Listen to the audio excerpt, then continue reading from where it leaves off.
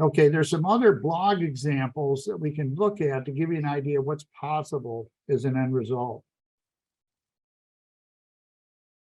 Now, for the most part, these are all WordPress sites that we're going to sort of examine. The first one is a site on a photographer in the UK traveling all around England over a few years, all around the coastline, collecting and making photographs, sharing them, press interviews. Here's an image that he shared on his route map, a very ambitious enterprise. But it's not that ambitious when you think about all of us have events in our professional lives. Could be a marketing presentation, could be a trip. We all have events that can be possibly promoted in terms of our any potential website, and gather material that's going to share that. Another example is this is a very simple blog by a gentleman who's a professor at a Boston University on minding the workplace. He's has a background in workplace psychology, and really is diligent in sharing articles on his expertise and leadership, and how to apply his workspace psychology and tips to grappling with workspace issues that are particularly important in our COVID era. And then there are two consulting sites. This is a very simple site that's done on WordPress.com, a Canadian woman who works in branding. And she's got all the basics. What programs is she involved with? She has a blog. She has FAQs, how to contact her. And she's specified the areas that she's worked on, and a search button toward the bottom. So basic site that would be easy to put together. And then another example, a little bit more complex site on WorkSmart Consulting. This is a woman in I believe in Florida, who has a public health background, is an executive coach and a leadership coach in the public health field. And she has a very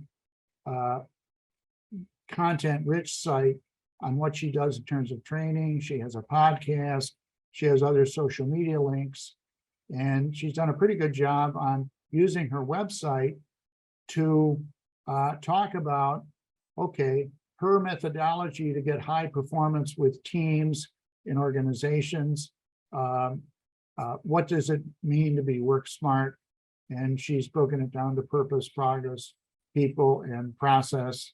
And there's other materials and videos, in fact, on the website. And then a last example I'll give here is on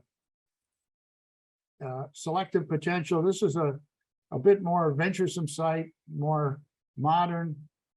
This young woman in Michigan is a lifestyle consultant. And now this is done in Squarespace. It's not done in WordPress, but you can take any site as an example of what's possible. And what's clever about this is she is interested in getting people to go to other sites and buy clothing, buy handbags, buy shoes that are fit the lifestyle that she's promoting. But to promote the lifestyle, she's traveled around Michigan to visit lighthouses. That is her mission in life. And her blog is built around visiting lighthouses and in the process promoting her personal style. So these are all blog articles. We'll see something called categories in WordPress in a bit. So if you just click on personal style, you'll get all the articles on her outfits that she wishes to show on the site. If you click on travel, it'll go through just all the travel and the lighthouses she's visited. So again, not that complex site. She's got a lot of social media. I said a website can be a hub for your social media. She's done a good job with that. She has a very active Instagram feed that she's using, and then she's referring people to shop and and there's a link to contact you. So again, not a complicated website, but it combines showcasing her personal interests in travel, her interest in lighthouses, and how that fits in with her lifestyle promotions and product that she's actually encouraging people to buy.